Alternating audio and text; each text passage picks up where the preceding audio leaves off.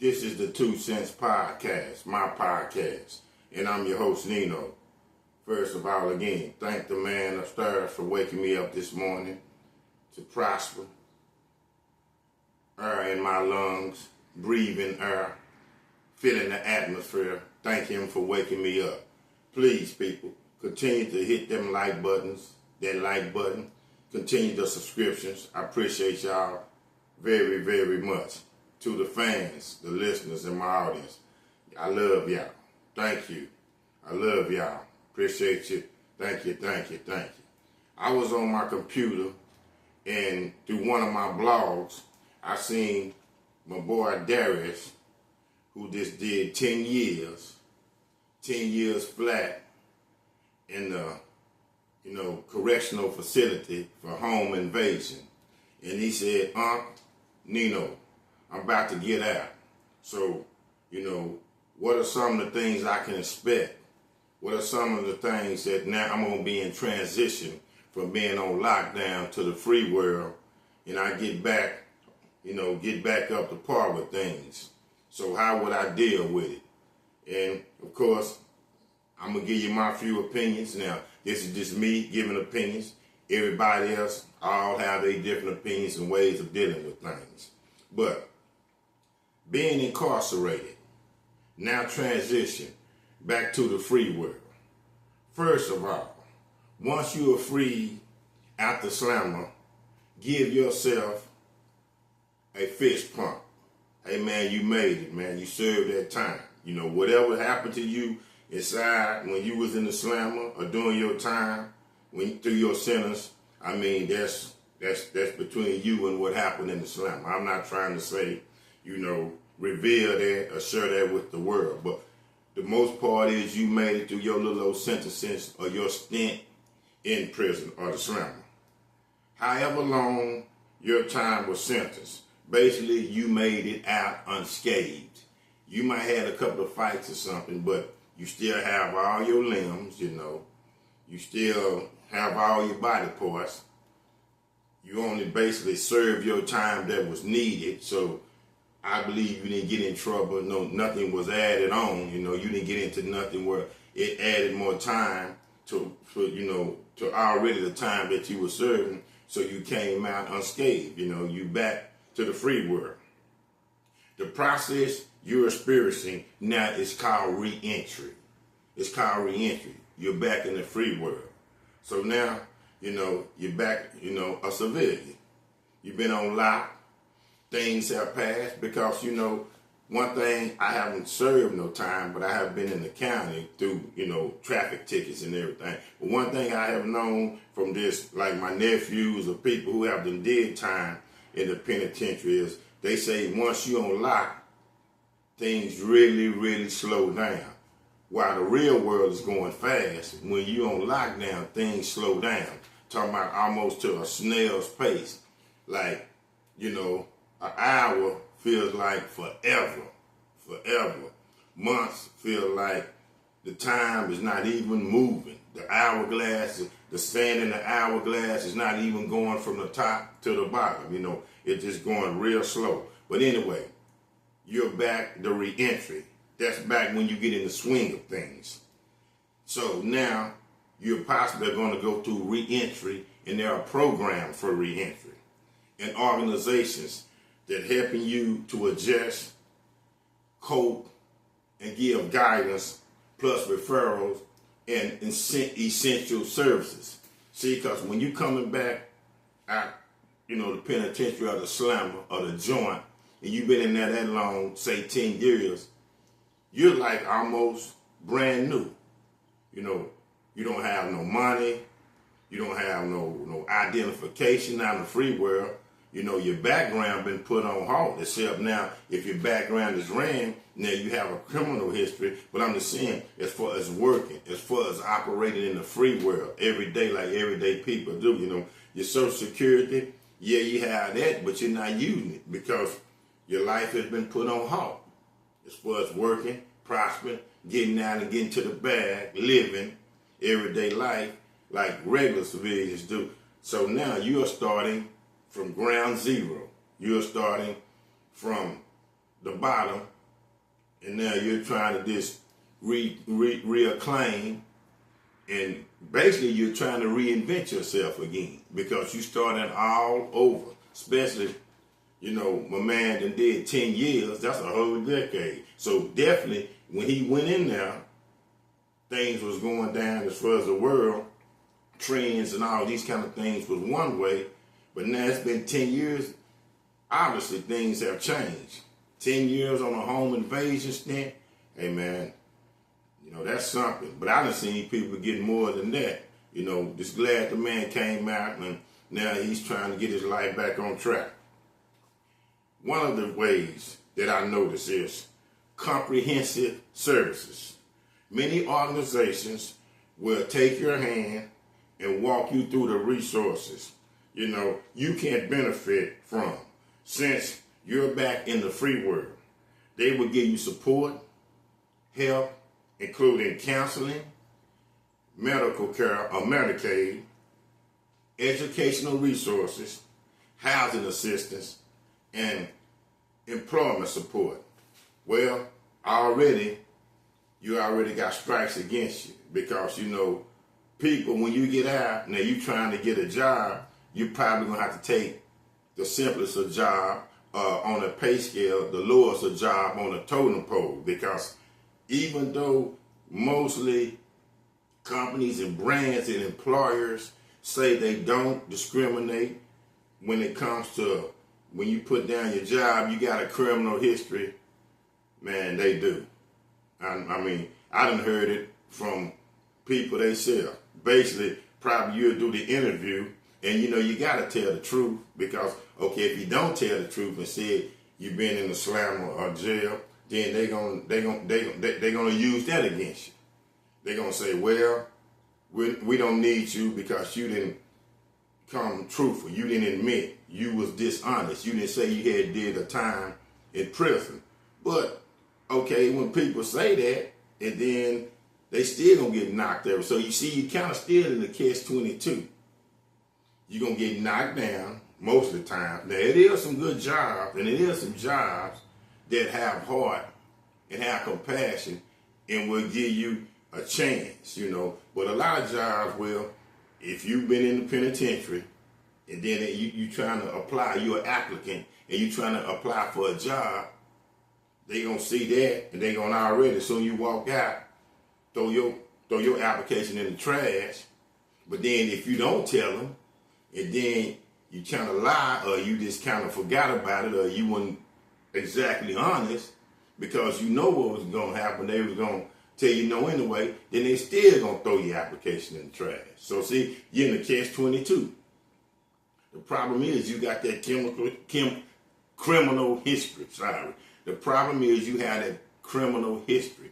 And I firmly believe people, yeah, they go to jail, but some people reform and rehabilitate. They need a second chance.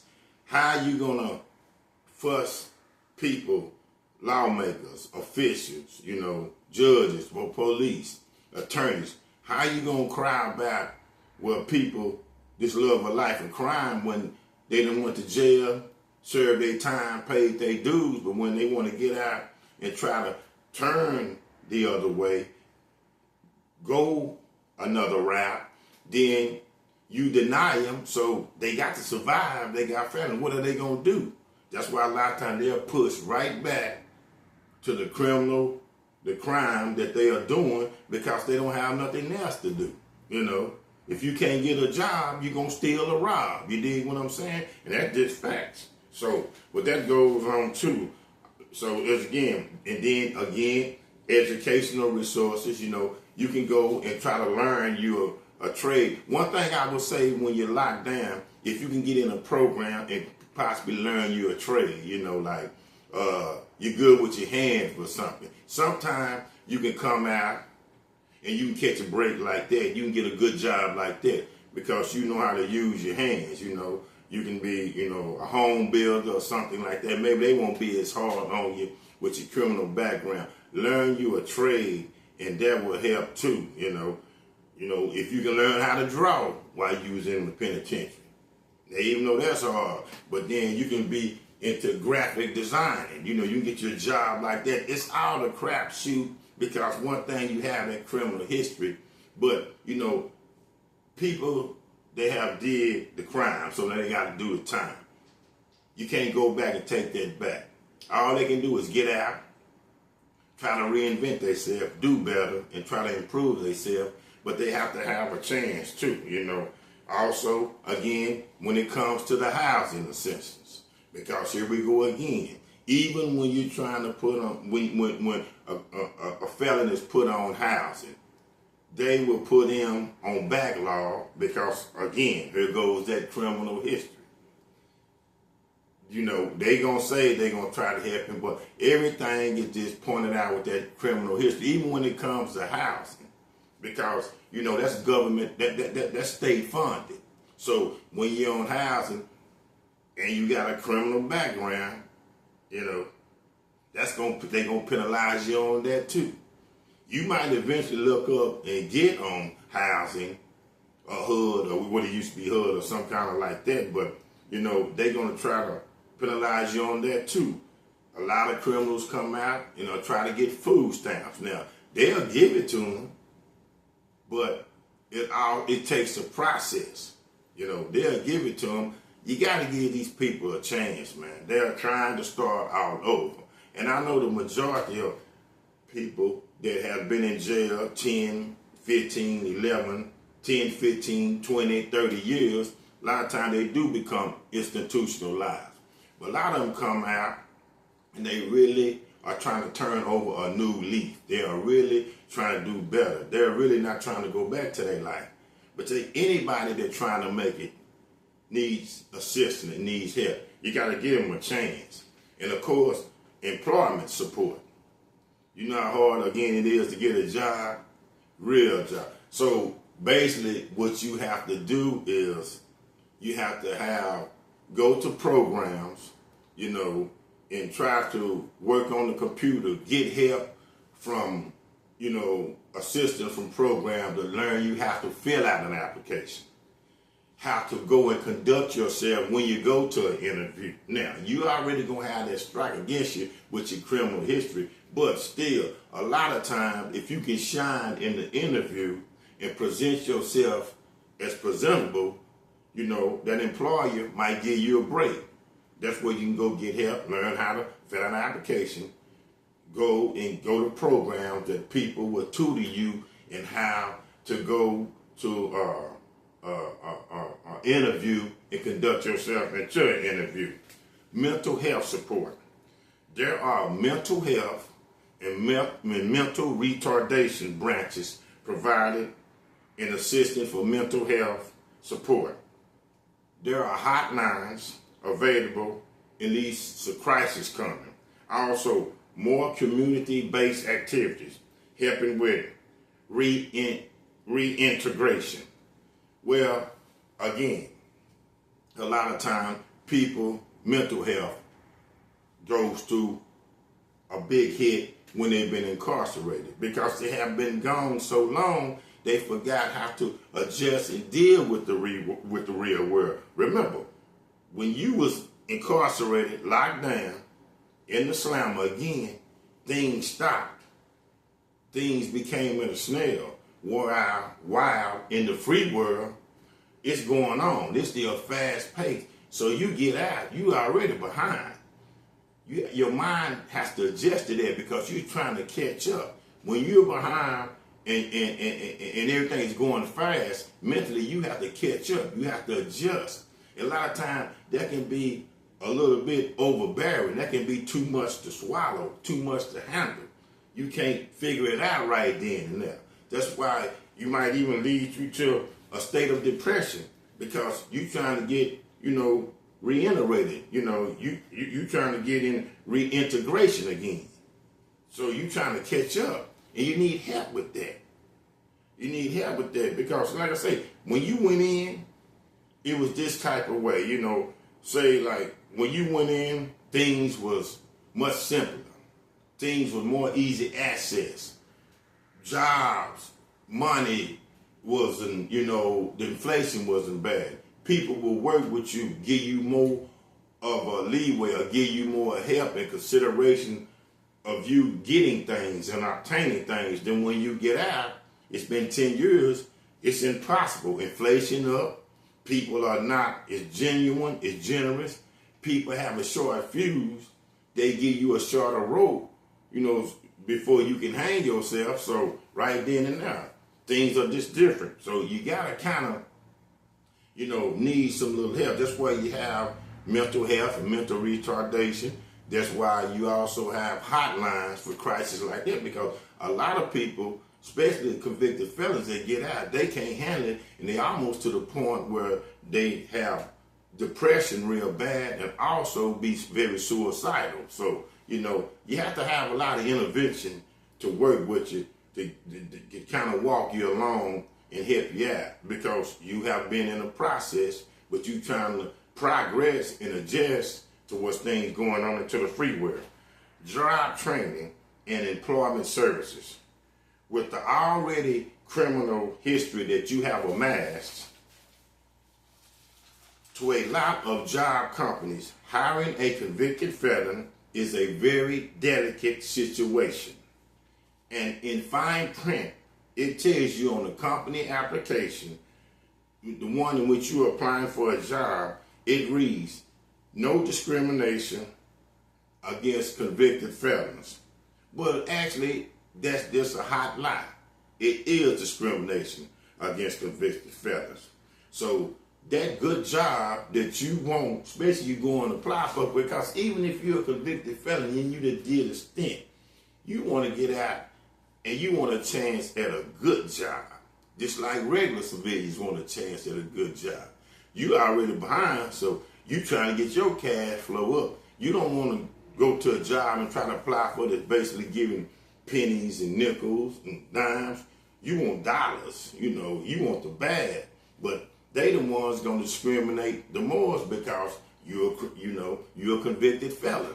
And that's a knock on you that you can't just shake. So that's what's up with that. So then that's where you have to be willing to work at jobs like the Goodwill industry, something like that. And we know the pay scale and future employment at your job is not bright. It's not what you want. But you have to take baby steps, because basically that's all you can get right now. That's the only one that willing will kind of look over your criminal history, whether it's small or whether it's very extensive. That's the only one will give you a chance. If you're a convicted felon, you have to work jobs like that. And a lot of convicted felons will give up because they don't like it, but you got to just stick in there, because remember, again, this is re-entry. You got to start from scratch. But then I have seen people that done did time, was patient, went through the grind, took a job at Goodwill, for maybe a year or two, slowly build their resume back up, slowly build their image back up, got a break, and then got a good job. I know a partner that did 7 years on a drug charge, worked his way up, and now he's making great money driving for a heck of a trucking company, making big time dollars, big time money, cash flow, getting paid every week. So it can be done. It's just that you got to stick, hold in there, stay solid, and you got to be patient. And it's going to be difficult, but you can overcome it. Believe me, you can. Housing assistance.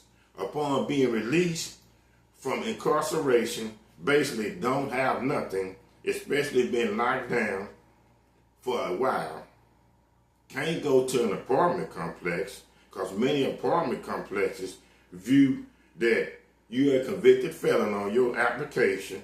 They do. And they look at they also will run your criminal background, and that right there is many, many red flags. So right then and now, immediately they're going to disqualify you. They're going to disqualify you. I mean, they won't even call you back. If you do call, they'll tell you, well, we still got to look back. We got to still look over your application, run a background check. we'll call you back. Basically, don't call us, we'll call you. That's what they reply is. And you know what that means. Well, if they don't call you, then you're not accepted, but your application has been disqualified because they have run your criminal background and it has showed that you're a convicted felon. Them red flags, I said no. And that also hurts a lot because, again, people who are just getting out of lockup is just trying to live. But it's like so much is against them, they have to fight extra hard and extra heavy. And, it's hard to deal with, but I have seen it been done. You just have to, stand solid, catch some breaks, even get down and ask the man upstairs to help you because you're going to need him. You're going to need him in the picture too. You really am. Now, the best bet is when they disqualify you from apartment complexes, and a lot of people don't like to go, is Ministries and Missions. A lot of places where the homeless people going, helping out with emergency housing options. And a lot of convicted felons don't like to go to homeless places or ministries or missions, but it's better than just being straight out on the streets.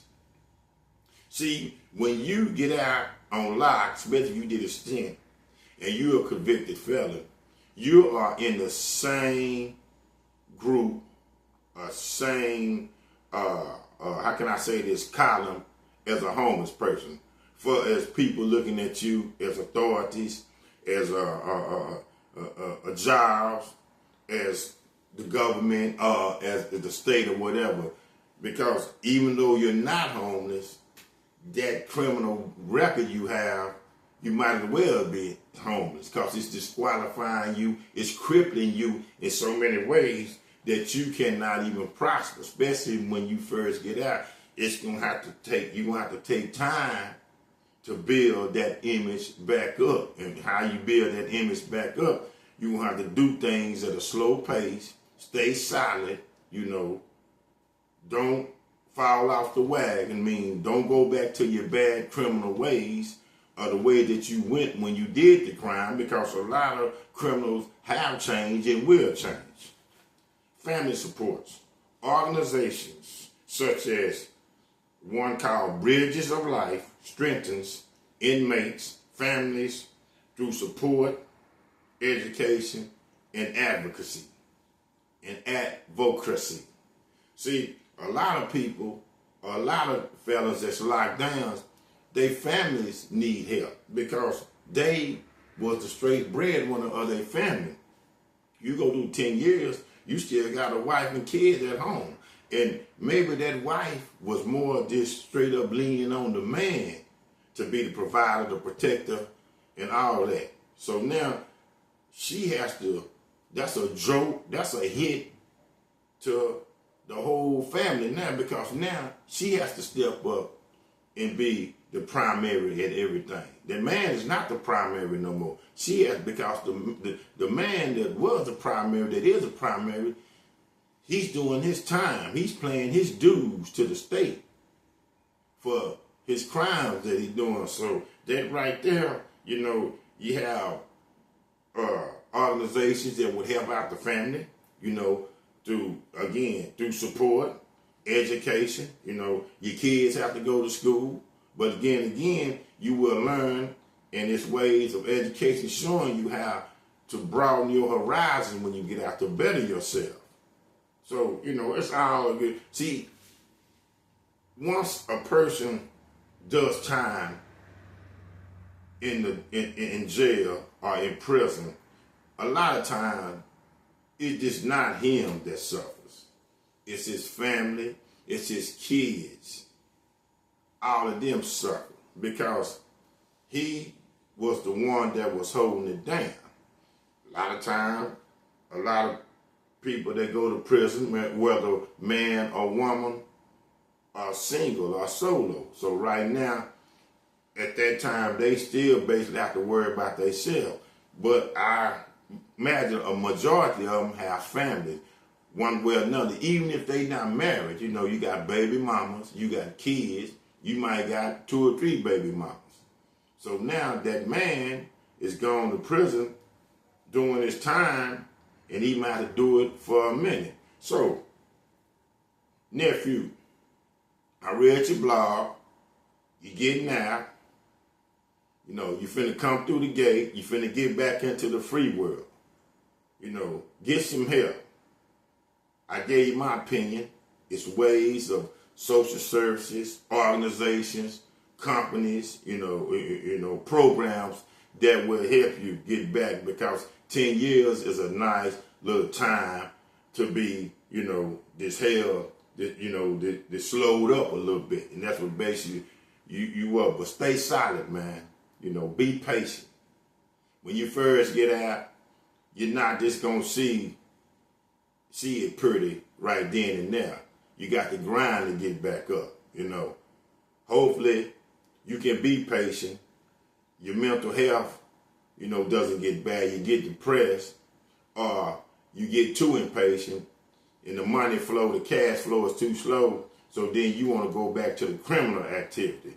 The only thing I'm going to say about that is, remember, if you go back to the criminal activity, that's what got you in the situation where you're at now, where you finna get released.